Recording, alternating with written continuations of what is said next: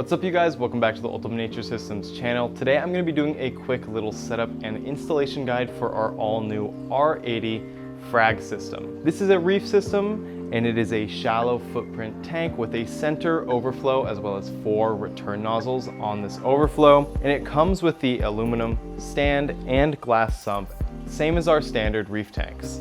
The dimensions of this tank are 80 centimeters by 80 by 36, and this is about 31.5 by 31.5 by 14.17 inches, and the glass on this tank is 12 millimeter.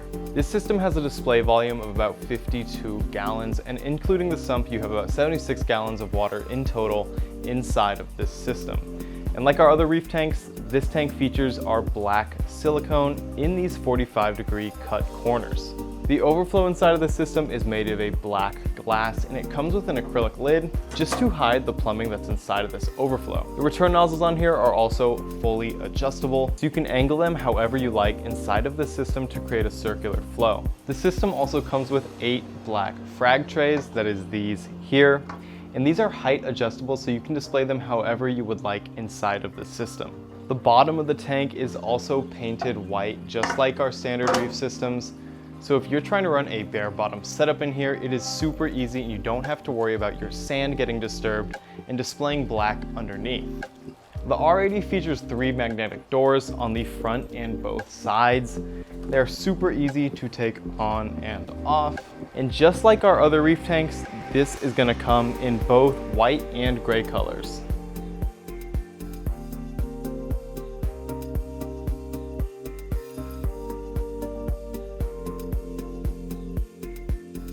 Next, I'm going to show you guys how to plumb this system. Before you start, you want to make sure that the side of the display tank with the UNS logo in the bottom right corner is facing the same side as the front of your stand. So that is this way for us.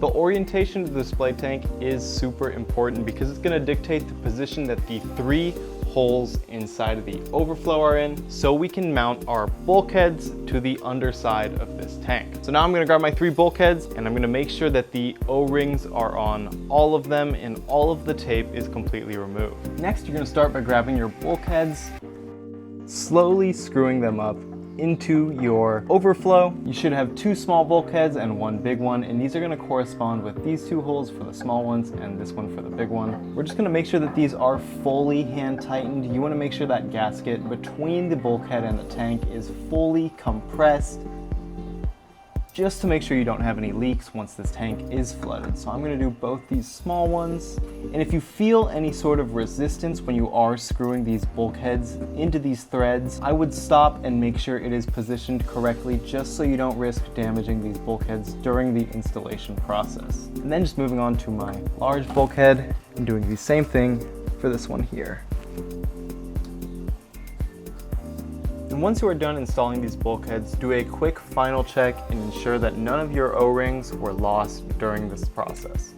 After your bulkheads are installed, you're going to grab this pipe here, and this is our emergency drain. So I'm just going to take this to my sump, and I'm going to screw this on to this small bulkhead here. Again, ensuring this union is fully hand tightened. And once that is tight up here, I'm gonna take it to my first chamber of my sump here, and I'm just gonna tighten this union all the way as well. Really important, just make sure no O-rings fall off during this process, as most of these unions and bulkheads will have O-rings inside of them. Next, I'm gonna grab my main drain, that is this part here, and this is the one with the gate valve on it. So I'm gonna take this to my sump as well. And I'm just going to start by attaching it to the union on the top here. And this is going to connect to the large bulkhead that we installed earlier. Again, making sure that it is fully hand tightened. And then I'm going to repeat the same process and attach it to my sump down here, next to where we just installed this emergency drain.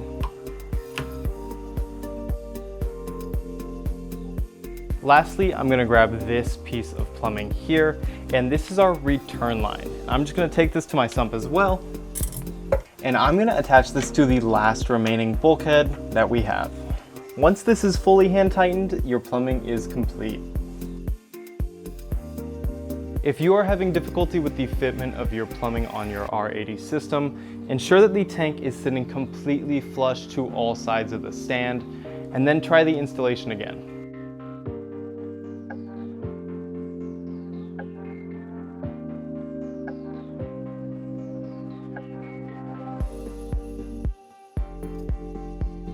Next, I'm going to give you guys a quick rundown of the different compartments inside of our sump. The first chamber inside of the sump serves primarily as mechanical filtration, and these tanks will come with filter socks, as well as this PVC filter sock holder. They'll also come with acrylic filter sock silencers, so these sit on top of the filter socks inside of the holder. This just goes inside this chamber here. Once that's in, I'm going to grab my silencers and just place them onto my filter socks like this. The first chamber is also home to our pre-filtered tray, that is this here. And on top of this tray sits a coarse pre-filter sponge, and this just helps capture some of the large debris that may be trying to get into your filter socks, and it just streamlines cleaning out these socks a little bit. Lastly, all of the chambers of the sump will come with a PVC lid, and this just helps reduce some of the noise that'll be happening, as well as give a bit of a cleaner look to your sump. The chamber in front of our mechanical filtration chamber is actually a 5-gallon RODI reservoir, and there's a small cutout on the glass on this side here just to run your RO tubing through if you're looking to put an ATO inside of this reservoir. And this easily runs into this hole in the PVC frame right here. The lid for this chamber also has some bigger chamfers in the corner in case you are trying to run some ATO wires into this chamber.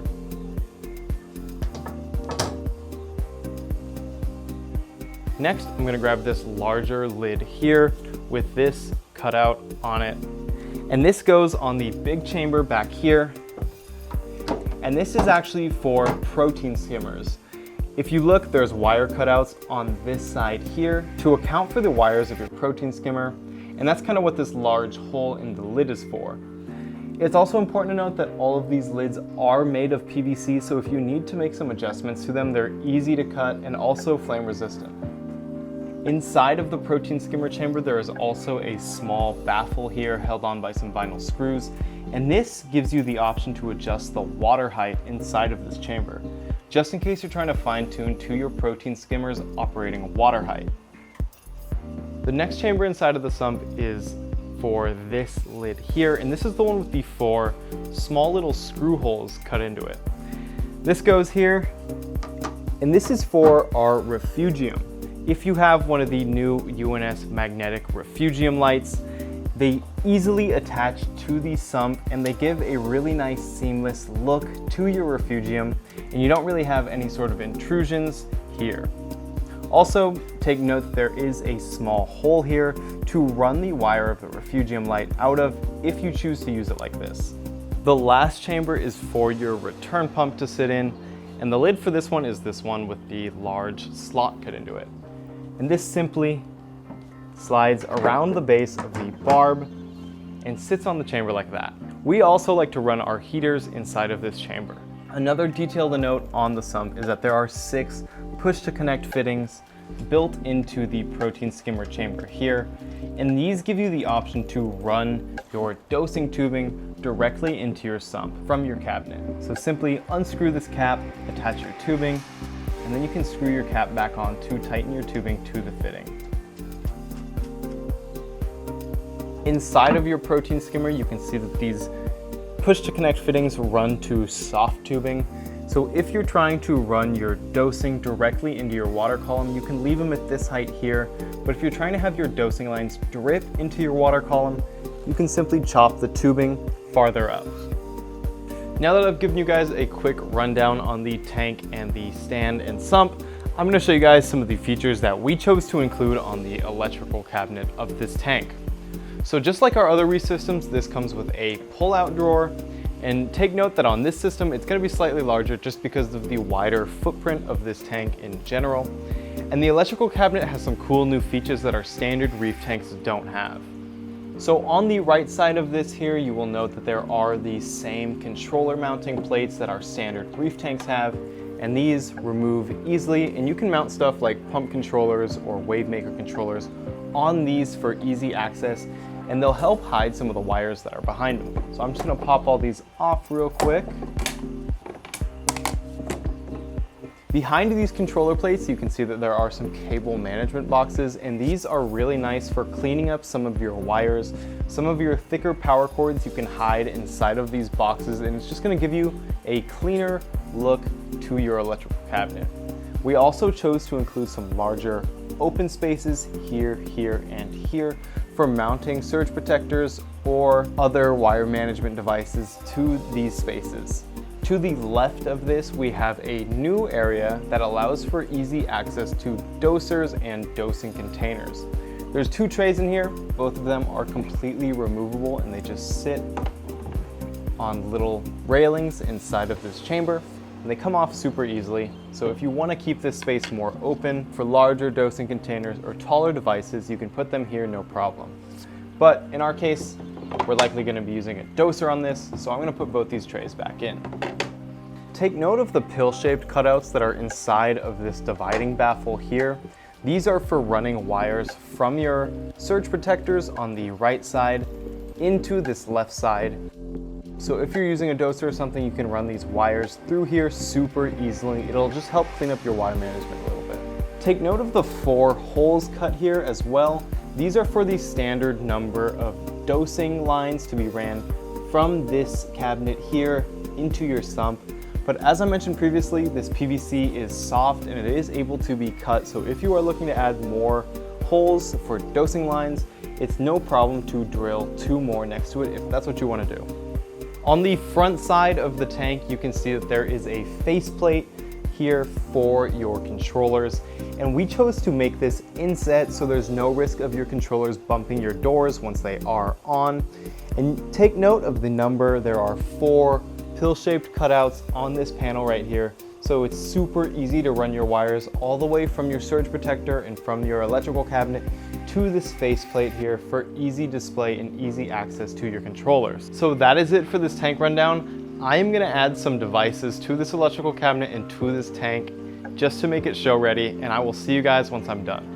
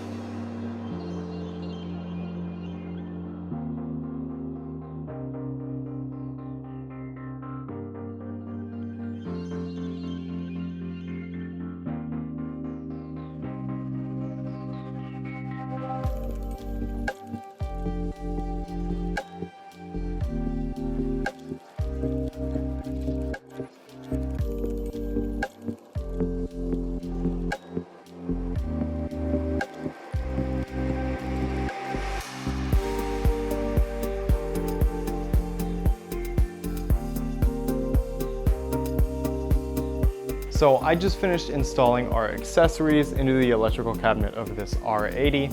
As you can see, the wire management boxes make it super easy to get organized. Inside of these systems, we have our hydros mounted to these open areas inside of the right panel here, and it's super easy to tuck away our thicker wires and plugs into the cable management boxes around these hydros, and it gives it a really organized and maintained look, which is as you know, difficult to achieve on reef systems a lot of the time. Here you can see we're utilizing the faceplate as well to mount our controllers, so super easy. On the front of the electrical panel, we have our controller for our main pump. Super easy to access, super convenient to use both this and the Wavemaker controllers on the side.